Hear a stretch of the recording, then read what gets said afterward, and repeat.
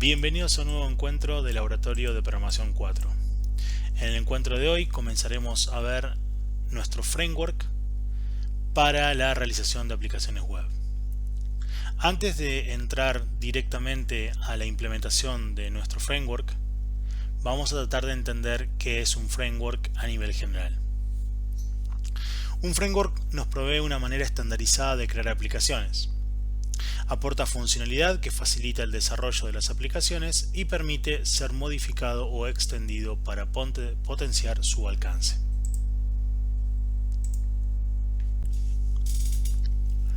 Entonces, diseñamos un framework propio para esta asignatura, para facilitar el trabajo y permitir el desarrollo en un esquema similar al utilizado en el mercado.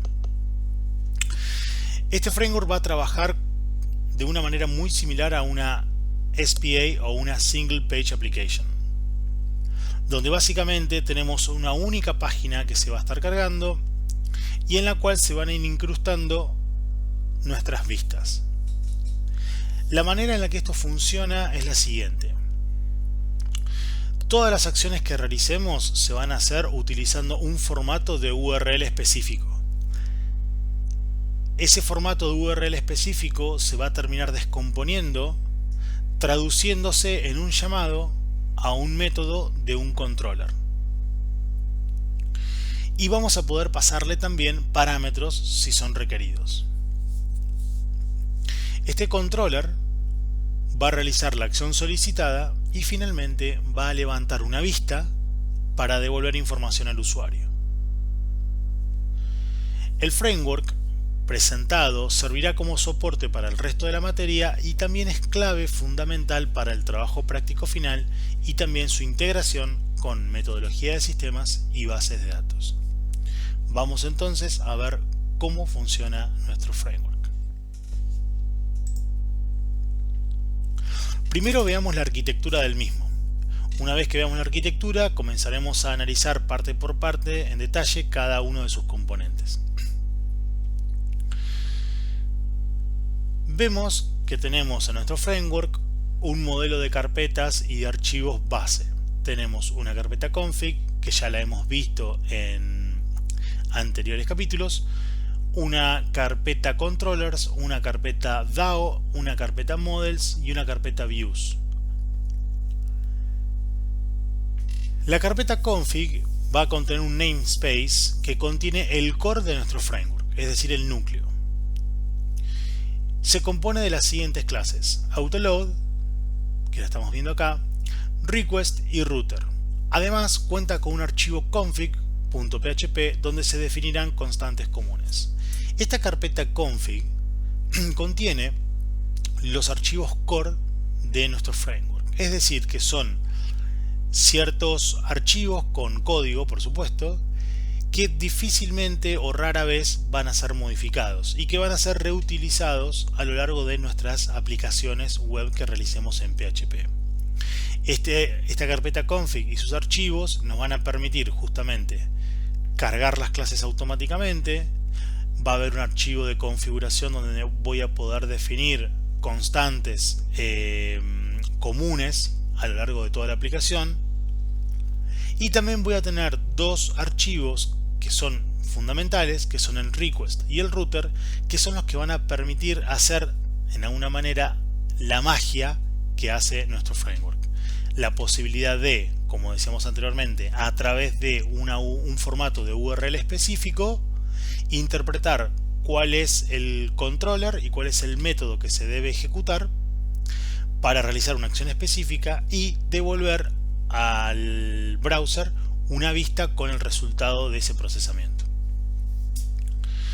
Luego vamos a tener otro folder, dijimos que es controllers, y este namespace contiene estos controllers que utilizaremos en nuestro patrón MVC.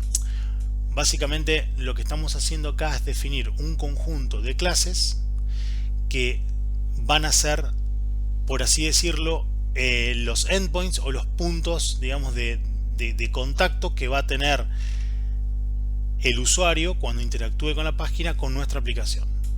Estos controllers son los que van a tener, van a tener un nombre cada control y van a tener un conjunto de métodos, y esos conjuntos de métodos son las acciones que el usuario puede realizar dentro de la aplicación. Como por ejemplo, un controlador de student va a poder agregar un student, devolver todos los students, buscar un student por legajo, eliminar un student. ¿Sí?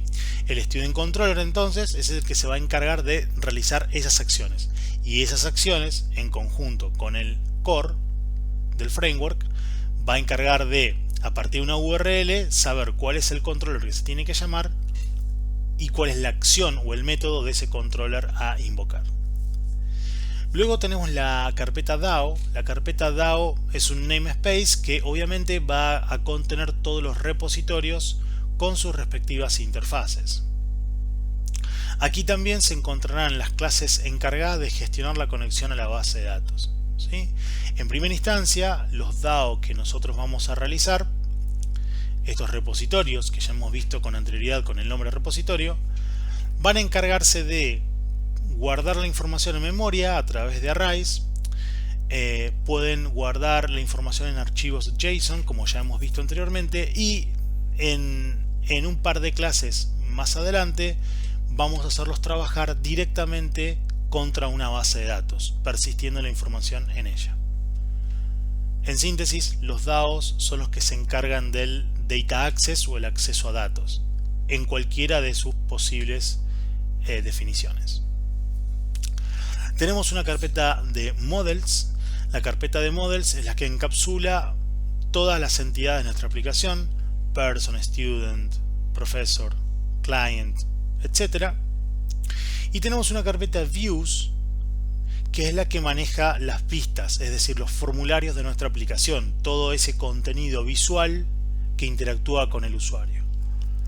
Para una mejor organización del código, la carpeta Views se compone de 3 subfolders: CSS, EMG y JS, que básicamente contienen código CSS, imágenes y archivos JS auxiliares.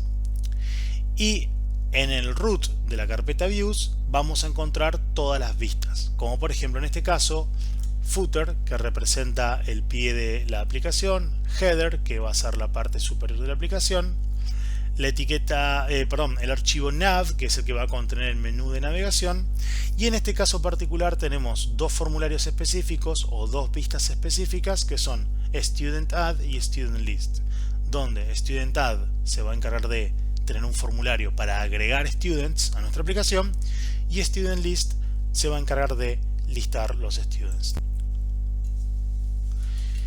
En el root, es decir, en la raíz de toda la estructura de nuestro framework, nos vamos a encontrar con un archivo index.php, que este va a ser el punto de partida o el punto de entrada de nuestra aplicación, es decir, es el que se va a encargar de comportarse como una SPA.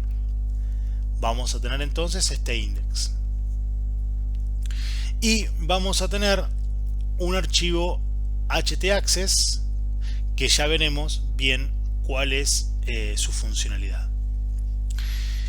Es importante aclarar que debemos respetar la estructura de nuestro framework, es decir, podemos ir agregando cosas en el lugar que corresponda, pero debemos tratar de mantener esta estructura sin alterarse para un correcto funcionamiento, ya que el framework lo que va a hacer es ir a buscar los recursos que necesita dependiendo de la carpeta que se encuentren. Es decir, si yo necesito ir a buscar un DAO para cargarlo, lo va a ir a buscar adentro de la carpeta DAO.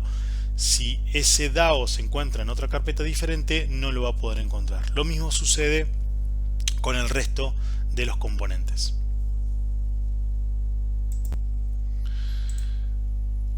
Comencemos viendo el htaccess. El htaccess es un archivo especial que se utiliza en hostings que funcionan con servidores Apache, como es el caso nuestro.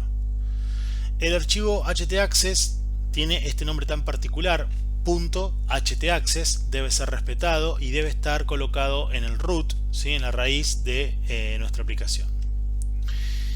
No vamos a profundizar en cómo funciona completamente y en todas las variantes o todo el código que se puede poner dentro de un htaccess. Sí vamos a tratar de entender qué es lo que hace. El archivo htaccess, cuando se encuentra presente dentro de una aplicación web, nos brinda algunas utilidades, como por ejemplo, limitar o bloquear el acceso a determinados directorios, restringir el acceso a determinadas direcciones IPs, crear URLs más amigables o fáciles de reconocer y crear diferentes redirecciones, entre otras cosas. Es decir, nos permite de alguna manera setear o configurar algunas restricciones a algunos directorios específicos de esa aplicación o de esa estructura, y también nos permite justamente crear URLs que sean más amigables o reescribir estas URLs para que sean más amigables. Por lo tanto, el código que tenemos en pantalla en este momento lo vamos a respetar, lo vamos a dejar tal cual está, sin modificaciones, y este código que vamos a estar aplicando lo que va a hacer es lo siguiente. Cuando nosotros escribamos una dirección, una URL en nuestra aplicación, nosotros la vamos a indicar poniendo el dominio, vamos a poner el nombre del controller y la acción que vamos a realizar. ¿Sí? Por ejemplo, el controller se llama student y la acción se llama add, o el controller se llama student y la acción se llama get all. Entonces, cuando le demos enter a esa URL o cuando tratemos de ingresar a esa URL, lo que va a hacer el htaccess es capturar la URL que estamos tratando de acceder y la va a reescribir a este formato que tenemos acá: index.php, signo de interrogación, controller barra acción. En el ejemplo propuesto un minuto atrás, esto sería index.php, signo de interrogación, student barra add o student barra get all. ¿Qué significa? Que todas las URLs que yo ingrese dentro de mi aplicación van a ser reescritas para que se vean con este formato. Y este formato se va a encargar de que, como dijimos hoy, pase siempre por nuestro index.php, comportándose como una SPA o una Single Page Application, y pase como si fuera en un get, o como parámetro mejor dicho, el nombre del controlador que estoy invocando y la acción de ese controlador que quiero ejecutar. Si la URL original contiene datos enviados por GET, estos son concatenados al final de la URL. Si son enviados por POST, se envían a través de la cabecera HTTP, como ya hemos visto anteriormente. En conclusión, todos nuestros requests, es decir, todas las peticiones que hagamos dentro de nuestra aplicación web, van a ser redireccionados al index.php de nuestro root folder. Eso es todo lo que necesitamos saber en este punto. El siguiente componente dijimos que era el autoload, y esto ya lo vimos. El autoload lo que hace es cargar, ¿sí?, nuestras clases. Vamos a seguir utilizándolo con algunas pequeñas modificaciones en el mismo. En primera instancia ya no será una función aislada, sino que crearemos una clase, es decir, ya no es una llamada directamente al SPL autoload register, sino que ahora lo vamos a tener dentro de una clase llamada autoload. Y esa clase es una clase con un método estático llamado start, y ese método estático start es el que se va a encargar de ejecutar nuestro autoload. Ahora bien, nuestro register va a seguir recibiendo como parámetro el nombre de la clase que queremos cargar, pero lo que vamos a hacer es unas pequeñas modificaciones utilizando funciones nativas de PHP como UseWords y strReplace, que lo que va a hacer es tomar el nombre de la clase que le pasemos y pasar la primera letra a letra capital para que esta letra coincida con el nombre de la clase que queremos cargar. Por ejemplo, models/user.php, DAO/userdao.php. Como habíamos dicho anteriormente, es fundamental respetar el naming convention de los archivos y las clases, así como el case, es decir, si es case sensitive justamente tenemos que respetarlo. Estas son las pequeñas modificaciones que vamos a hacer en el autoload.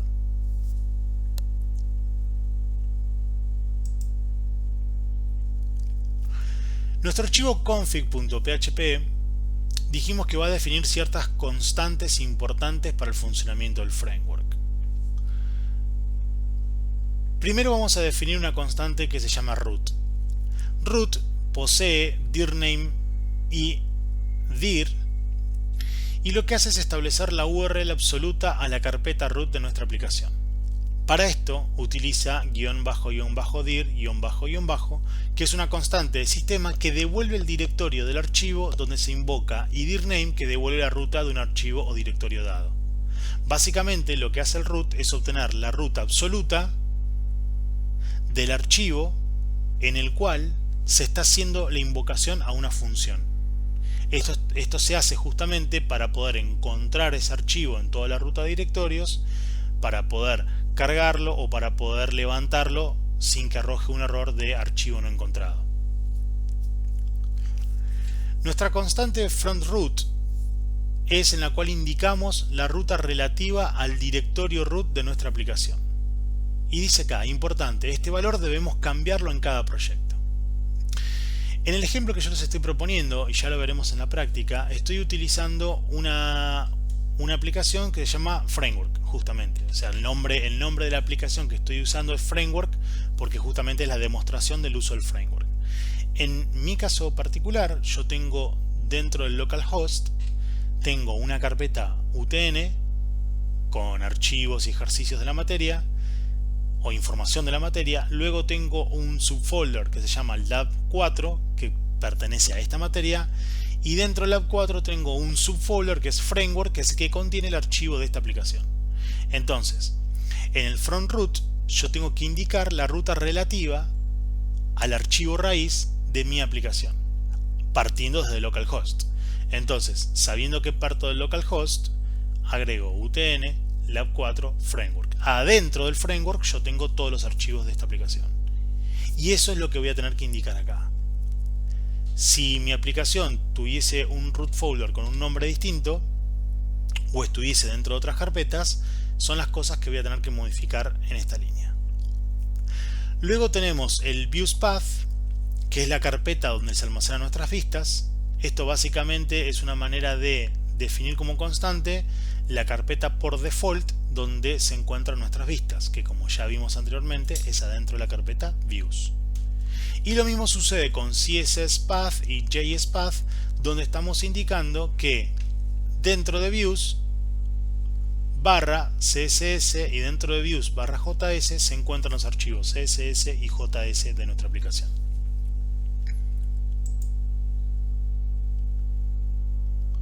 Vayamos ahora de lleno a la parte tal vez más compleja del uso del framework. Y en este caso vamos a ver la clase request.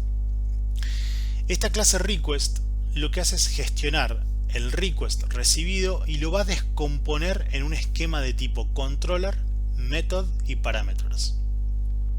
Esta clase request, como dijimos, se va a encargar de detectar la URL que se está invocando una vez que fue reescrita por el htaccess, y en base a esa URL va a realizar cierto procesamiento para terminar descomponiendo la URL en el nombre de un controlador, el nombre del método de ese controlador que se quiere ejecutar, y si los hubiera, el conjunto de parámetros que se le va a pasar a esa acción de ese controlador. En síntesis, lo que se hace es lo siguiente: se recibe un post o un get con una URL y parámetros que pueden ser opcionales. Los parámetros pueden ser opcionales. Por ejemplo, myapp, donde myapp es el dominio, student sería el nombre del controller, barra getById barra 1, esto sería por get, o myapp barra student barra getAll sería get sin parámetros, o myapp.com es lo mismo, el dominio, barra student barra add, que sería un post. Fíjense que en todos los casos tengo dominio barra nombre del controller barra nombre de la acción, y en el caso de un get con parámetros barra el conjunto de parámetros. El request lo que hace es descomponer la URL recibida de manera tal de obtener el nombre del controller y el método a ejecutar. Si yo le estoy pasando entonces en la URL myapp student getAll, va a descomponer obteniendo student como controller y getAll como método. Si no especificamos una URL con este formato, por defecto se genera home como controller e index como acción o como método respectivamente.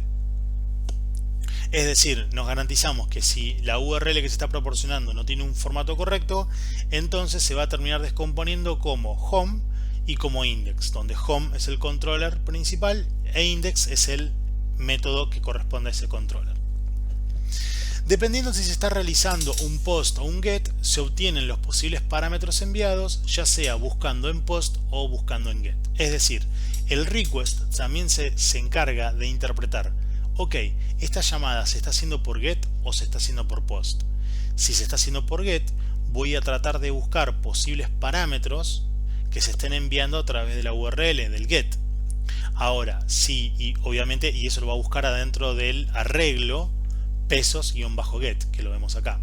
Ahora, si el método de envío es post, se va a encargar de buscar esos parámetros adentro del arreglo pesos-post. También va a controlar la posibilidad de que el formulario desde el cual se están enviando las variables sea un formulario que contenga algún controlador de tipo file, es decir, que estemos enviando un archivo. En ese caso también va a estar controlando si existen files dentro de lo que es el request que se está generando. Cada valor obtenido como parámetro se va a guardar en un array asociativo. Voy a terminar teniendo, independientemente de si vengo de get, de post o de files, el conjunto total de parámetros que se envían se guardan en un arreglo asociativo. Todos estos valores se guardan en properties de la clase, es decir, todo esto lo voy a estar guardando en el request. Si miramos acá arriba tenemos un controller, un method y un parameters. Todo lo que se procesa y se descompone se termina guardando como propiedades o atributos de esa clase. Vamos a ver cómo funciona esto luego en el video práctico. El router es otra clase que también es parte del core y tiene como funcionalidad hacer el ruteo o el routing en nuestra aplicación, es decir, redireccionar nuestra aplicación a las distintas vistas o a los distintos sectores que correspondan. El router posee un método estático llamado route, es decir, rutear, y recibe como parámetro el request. Como dijimos antes, request nos entrega tres propiedades: el controller, el method y el parameters. Es decir, una vez recibida la URL, la descompone y me genera estas tres propiedades. Y estas son las que vamos a utilizar para realizar nuestro ruteo. Suponiendo que estoy recibiendo student, getById y 1, lo que va a hacer nuestro controller es, nuestro router es concatenarle la palabra controller a nuestro controller. De esta manera, si recibí student como controller, ahora va a quedar student controller. Esto es lo que estamos viendo en esta línea de acá.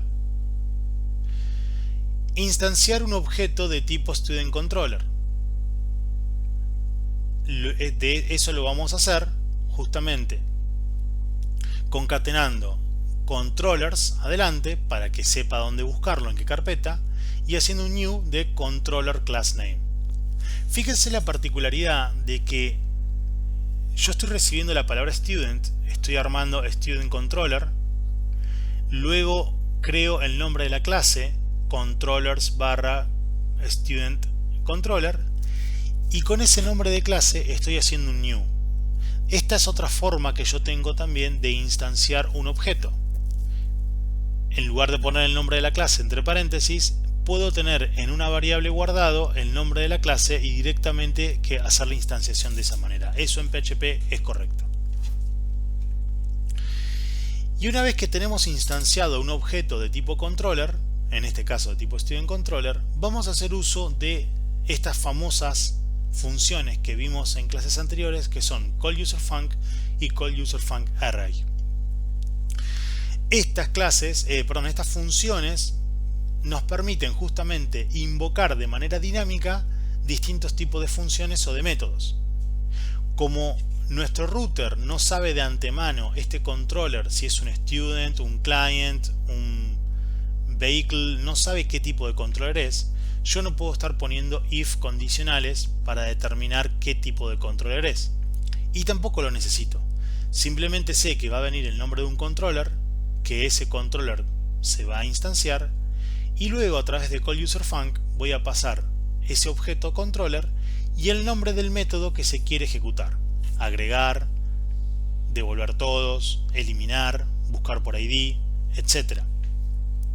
De esa manera, callUserFunc y callUserFuncArray hacen una invocación dinámica de un método de un controller, sin saber de antemano qué método es y a qué controller pertenece. Ese es justamente el dinamismo del que hablábamos cuando implementamos el uso del callUserFunc. Si poseemos parámetros para pasarle a ese método, vamos a entrar directamente por el callUserFuncArray, donde además del controller y del método estamos pasando los parámetros. Si el método que estoy invocando es, por ejemplo, un studentGetAll, que no tiene ningún tipo de parámetro, va a entrar por el callUserFunc directamente. De esa manera la invocación va a ser dinámica.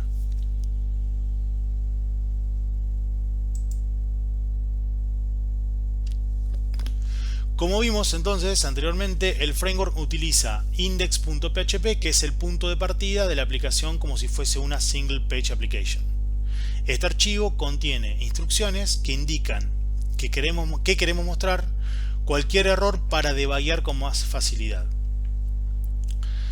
Estas instrucciones son las dos primeras que están acá, las tres primeras que están acá: Init Display Errors y Display Startup Errors y Reporting y All. Estas tres instrucciones en PHP nos van a ayudar a que cualquier error que suceda en la aplicación las va a mostrar por pantalla, y eso nos va a ayudar a nosotros a poder debuguear o entender qué pasa ante algún error en nuestra aplicación. Nuestro archivo .index.php va a tener dos requires: el autoload y el config. Ahora el config dijimos que es una clase y el autoload también es una clase. Entonces, el config es un archivo y el autoload es una clase. Entonces voy a requerir estas dos cosas que son necesarias a nuestra aplicación. Como autoload ahora es una clase, voy a hacer un use de autoload, y dijimos que también vamos a utilizar el request y el router. Por lo tanto, hago un use de router y un use de request. Y luego voy a invocar el autoload start. El autoload start, dijimos, es prender, ¿sí?, el autoload para que todas las clases que yo comience a solicitarlas las vaya cargando, ¿sí? Estas líneas que están desde la primera hasta el autoload start, o hasta el session start, mejor dicho, no se van a modificar prácticamente, porque este es todo, es la inicialización, digamos, de nuestro framework. Session Start lo vamos a tener acá, generalmente va a estar presente porque a partir de ahora que nuestras aplicaciones van a comenzar a crecer, tendremos la necesidad de utilizar variables de sesión. Por lo tanto, ya vamos a dejar el Session Start abierto para poder trabajar con sesiones. En este caso particular, nuestra aplicación está dividida en distintas partes, distintos fragmentos. Entonces tenemos un header y un footer, como habíamos visto anteriormente. El header y el footer, que son el encabezado y el pie de la página, como se repite en un montón de páginas, para no tener que estar repitiendo código, hicimos una extracción a dos archivos PHP separados. Entonces los vamos a reutilizar a lo largo de la aplicación. Como son cosas que vamos a reutilizar, el index que dijimos es nuestro punto de partida, que siempre se va a ejecutar porque es una SPA, voy a hacer un require del header, un require del footer, y en el centro se van a ir incrustando, se van a ir pegando las distintas vistas, los distintos formularios de la aplicación, que son los que se van a ir ruteando gracias a nuestro framework. Por eso, en esta línea que tenemos acá, hacemos invocación al router, que dijimos que tiene un método estático root, y le vamos a pasar un objeto new request.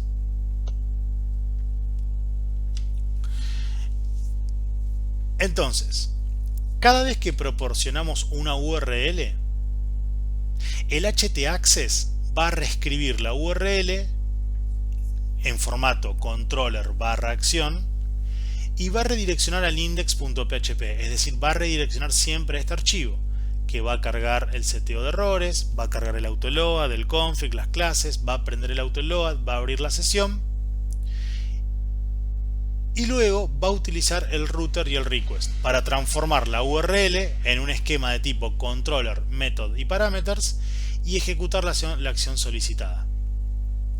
El controller instanciado ejecuta el método requerido, realiza las acciones y renderiza la vista correspondiente. Recordemos que esto que está acá se transforma en la invocación de una clase con un método que es la acción que quiero realizar. Y esa acción, una vez que se realice, va a devolver una vista, va a devolver un conjunto de código HTML que es lo que el usuario va a ver. Con lo cual ese código se va a pegar en esta línea, se incrusta en esta línea, quedando de esta manera un index que contiene un header, el contenido que el usuario quiere ver y el footer. Y así es constantemente. Cada URL que se solicita se reescribe, se redirecciona, se interpreta por el router y el request, se realiza la operación solicitada y se renderiza la vista de vuelta al usuario.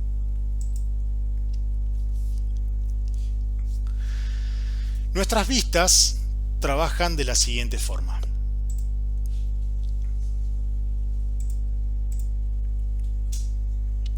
Nuestros formularios ahora tendrán un pequeño cambio en su action.